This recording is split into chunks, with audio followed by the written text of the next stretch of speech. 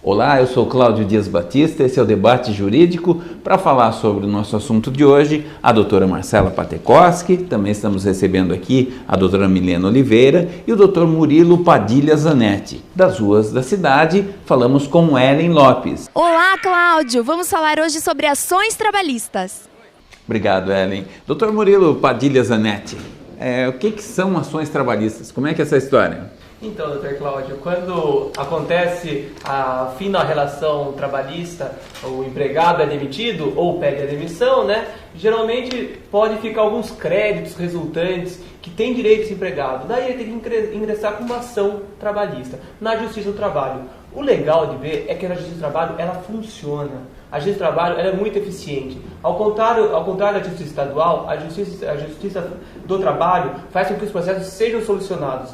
O ano passado, de 100 casos, 51 foram solucionados em um ano. Na Justiça Comum não é dessa maneira? Na Justiça Comum não. Na Justiça Comum, apenas 25 casos de 100 casos que entraram lá foram resolvidos em um ano.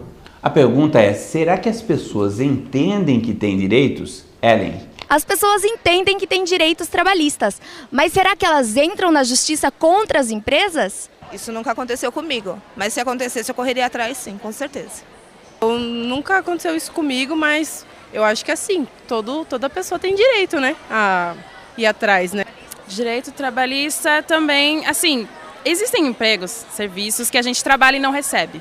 São alguns que não são reconhecidos tecnicamente, Mas, assim, são complicados e eu entro na justiça mesmo porque é um direito. Você trabalhar sem férias, viver sem 13º é complicado. Então, nada melhor do que a gente buscar o nosso direito. Quando eu pedi a conta, eu não recebi nada. E ainda fiquei, segundo o RH, falou que eu fiquei devendo para a empresa. Eu acho que isso não existe, Eu entrei com ação no sindicato, mas o sindicato não fez nada. Ainda não, mas estou prestes a entrar na justiça por causa de um direito de ir no médico. Ser mandado embora por ter ido no médico. Já estou até hoje, não resolveu ainda. Teve um problema que eles não pagavam o FGTS, mas aí eu fui, conversei com eles, expliquei o que estava acontecendo e eles acertaram, Então foi rápido, não precisou entrar em processo nenhum. Estima-se que a cada 10 pessoas que têm direitos trabalhistas, apenas 2 entram com ações na justiça. Ellen Lopes, Debate Jurídico.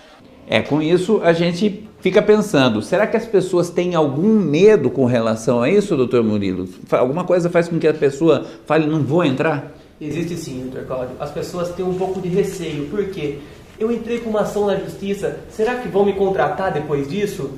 Pessoal, pode ficar tranquilo. A justiça não tem nenhum cadastro dizendo, esse daqui já foram demandantes, esse daqui não foram demandantes. Tanto que se você entrar no site da Justiça do Trabalho, não tem nenhum campo de pesquisa por nome, ao contrário das outras justiças.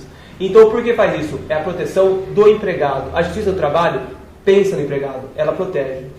Ok, se proteger também, às vezes a gente tem que olhar de outros ângulos. Não acaba sendo muito feroz essa maneira da Justiça do Trabalho de apoiar o empregado em detrimento do empregador? Não acontece esse apoio e nem essa proteção exacerbada. O que acontece é o quê? É apenas o equilíbrio entre as partes. O empregador tem maior força e por causa disso é que o empregado tem algumas vantagens. Vamos falar um pouquinho sobre assédio moral. É uma palavrinha que a gente tem ouvido no rádio, tem ouvido na televisão, mas vamos entender o que essa expressão quer exatamente dizer. Doutora Milena Oliveira, o que quer dizer isso? O assédio moral ele é configurado quando o trabalhador é exposto a uma situação humilhante e constrangedora no desempenho das funções dele. Esse assédio, na maioria das vezes, ele se dá na relação hierárquica. Geralmente o chefe superior na relação hierárquica comete o assédio moral no trabalhador, mas também pode ocorrer entre trabalhadores que estão na mesma escala, no mesmo nível hierárquico. Doutora Marcela, como é que se caracteriza? Como é que dá para dizer assim, não, isso aqui está dentro de um assédio moral? Então, é importante frisar que o assédio moral, ele não se caracteriza por um fato isolado. Ou seja, para que se configure realmente esse assédio, precisa ser uma atitude reiterada por parte do do superior hierárquico ou do funcionário que está coagindo o subordinado. Só para a gente entender, não é porque eu tenho uma explosão, grito com você hoje que ele está me assediando. Não, aquilo aconteceu um dia, não é uma atitude repetitiva. É isso. Agora, se for repetitivo, se for uma coisa reiterada, aí já pode configurar. Mas um segundo pressuposto é a intencionalidade.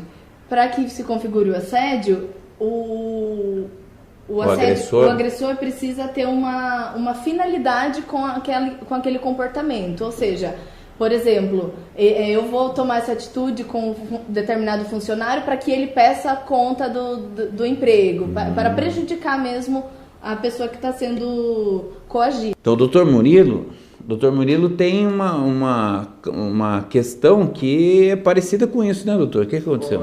Aconteceu sim, aqui numa empresa aqui da região, aconteceu o quê? Quando o funcionário não batia a meta, o superior dele falava assim, agora você vai pagar 10 flexões de braço.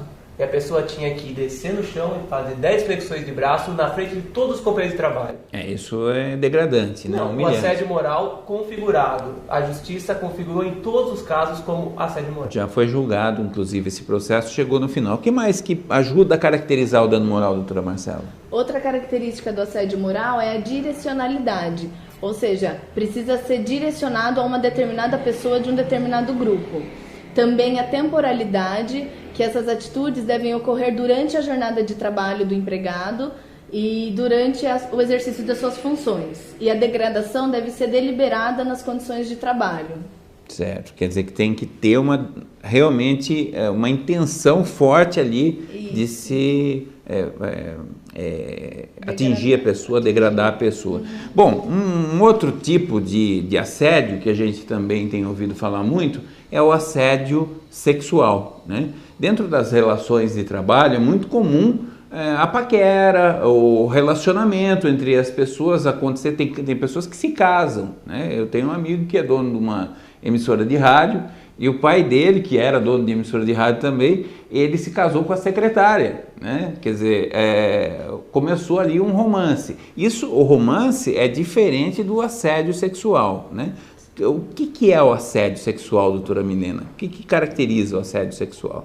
Bom, o assédio sexual ele é caracterizado quando só uma pessoa está praticando o ato e a outra pessoa não consente, ela não aceita aquilo que ela está sofrendo, o ato que a outra pessoa está tomando. Ok, na verdade isso é muito mais comum do que a gente imagina, né? E eu tenho a impressão, vocês que são mulheres, é difícil a mulher verbalizar isso, né? Tem uma maneira da mulher sinalizar e dizer, olha, eu não quero isso, para ficar bem claro para o colega de trabalho? Ah, sim, tem N maneiras de negar, né, de rejeitar essa atitude do outro funcionário, sem que a pessoa se indisponha no ambiente de trabalho. Então, falar de uma maneira tranquila. Cabe à pessoa impor limite e manter esse distanciamento. Ok. E o que acontece, doutor Murilo, se a mulher vai lá, reclama para o chefe ou para a chefe e não é feito nada, a empresa não faz absolutamente nada? Então, daí o correto dela, a partir do momento que ela avisou o superior hierárquico dela, ela denunciar. Ela pode fazer essa denunciação no Ministério Público do Trabalho, pode fazer essa denunciação no Ministério do Trabalho e também entrar com uma reclamação trabalhista. Ela pode pedir o assédio sexual e virar indenização. Como o assédio moral, a indenização na Justiça do Trabalho tem vindo em patamares muito altos. Por quê? Para essa situação não mais acontecer. A Justiça do Trabalho faz com que a empresa olhe e fale assim, não pode, essa situação não deve acontecer. Bom, a grande questão ainda que nos sobra para a gente falar sobre a Justiça do Trabalho é o volume das indenizações. Doutor Murilo, voltar ao senhor, falar novamente com o senhor, qual que é o volume? Quanto que giram as indenizações na Justiça do Trabalho? Então, geralmente vai de 5 mil a 2 milhões. Nossa, que discrepância, né? Mas sim, acontece. Uma coisa é um assédio que aconteceu numa pequena loja. Outra coisa é um assédio que aconteceu numa grande multinacional. A Justiça do Trabalho, ela tem por base alguns requisitos para ter essa indenização. Primeiro, qual foi a extensão do dano? Esse dano foi um dano longo? Foi um grande dano? Sim. A reprovação da conduta entre os pares, essa conduta é reprovável? Outra coisa, a capacidade econômica de quem vai pagar. Ele tem uma grande capacidade econômica, então o que ela faz? Ela faz arder no bolso, para que essa situação não mais aconteça. Ok, então voltando aí nos pontos que o senhor falou, uma empresa, uma microempresa, uma empresinha de fundo de quintal, não pode pagar o mesmo que uma multinacional. Ela não teria nem condições de pagar 2 milhões. Mas se ela pagasse 10 mil, 15 mil, ela sofreria o dano, ela sofreria no bolso, ela perceberia que realmente a conduta dela foi errada, e isso de uma forma pedagógica ia fazer com que essa situação não mais acontecesse. Ok, quero agradecer a presença de todos vocês, mais uma vez aqui conosco, no debate jurídico. Nós, na semana que vem, nós temos um tema muito interessante, olha. Vamos falar sobre homologação de sentença estrangeira. Mas o que é isso, Dr. Cláudio? É uma ação que corre lá no STJ. Por exemplo, você divorciou lá no Japão. Tem muito brasileiro que vai para o Japão, aí arrumam uma briga lá, divorciam. Essa decisão da justiça japonesa não pode simplesmente ser aceita no cartório de registro aqui no Brasil. Ela precisa passar por uma homologação. O STJ dizendo, ó, tá tudo certo de acordo com a legislação brasileira e nós precisamos homologar. Nós vamos falar sobre isso no nosso próximo programa Debate Jurídico. Eu espero você na semana que vem. Um grande abraço e até lá!